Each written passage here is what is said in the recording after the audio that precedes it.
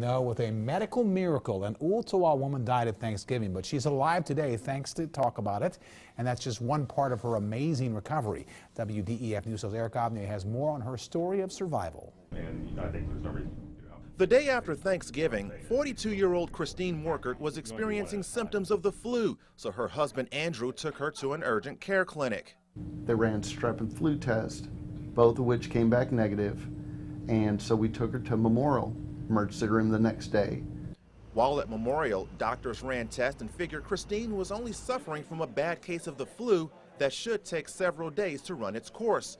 But during the following week, Christine's condition got worse. She went back to the hospital where doctors performed tests that turned up positive for strep and pneumonia.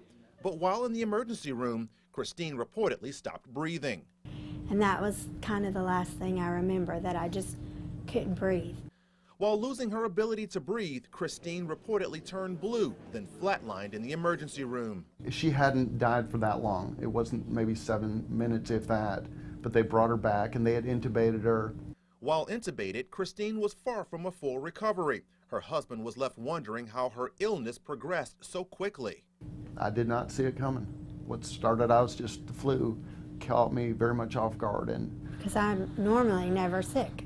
I've not been sick, I don't smoke or drink, I'm very healthy.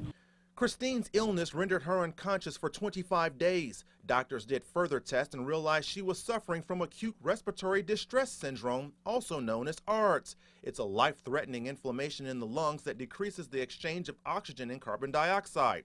The lungs fill with fluid, which stops oxygen flow to the other organs. Most people who develop ARDS don't survive. I was beside myself. I was like, oh my goodness, my wife, there's a potential she might not make it. And then tragedy struck again. While Christine was unconscious, her brother suffered a massive heart attack and was placed in intensive care down the hall from Christine. Bobby, my son, was in SICU and Christine was in MICU. And there's a big long hall between, and you only have 40 minutes to visit, and there are 3 times of the day that they allow you to visit. So we would go from one to the other and visit there, but we always knew that God was going to bring them through, and He has done that. Bobby eventually recovered from his heart attack, and Christine regained consciousness on December 26th. While in the hospital, she became known as the miracle patient.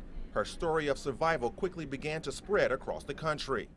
I am hearing from churches literally all across the country that have heard about me through the internet and are praying for me. And I know when I couldn't pray for myself, they are the ones that prayed for me. And so I believe that, yes, I am a miracle. God knew that I had things to do.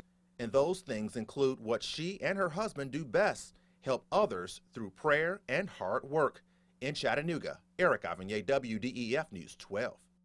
Christine was released from the hospital Sunday afternoon. A sunny day.